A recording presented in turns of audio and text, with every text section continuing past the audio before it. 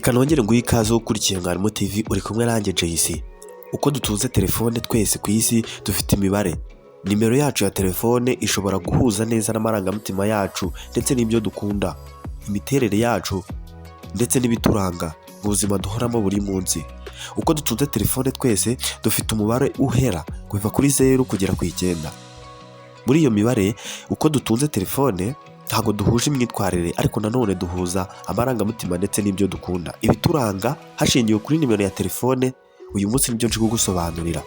Ntucikwe, uri kumwe nanjye JC. Ubaye utarakanda subscribe wabikora. Aho hasi reba ahantu handitse subscribe mu ijambo ry'umutuku, maze ukandeho, uhita ureba ku ruhande handitse akazogera cyangwa akantu ka notification, maze ukoreho. Uyu munsi nje kukwigisha cyangwa kukwereka amarangamutima yawe, ibyo ukunda. Mbese wari ubizi yuko telefone yawe umubare wayo wa nyuma cyangwa nimero yawe ya telefone umubare wayo wa nyuma abantu bawufite muhuje imyitwarire cyangwa imiterere? Mbese wari uzi neza ibyo ukunda nuko uteye bishobora guhuza neza na phone yawe? Ibyo n'ibindi uri kwibaza ndaje mbikubwire mu kanya gato. Ntucikwe, uri kumwe nanjye JC, wageze kuri Mwarimu TV. Byanze bikunze rero, uko twese dufite nimero yacu ya telefone dufite ibintu bituranga.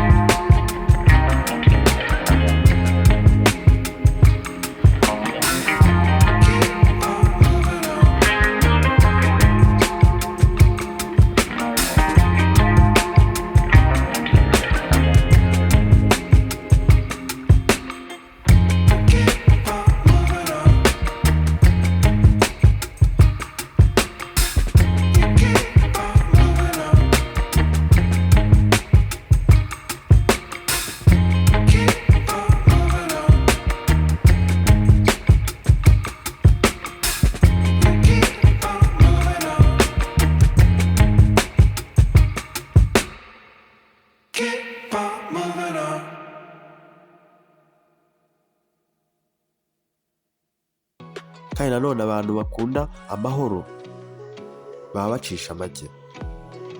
Twese dukunda amahoro, gusa nanone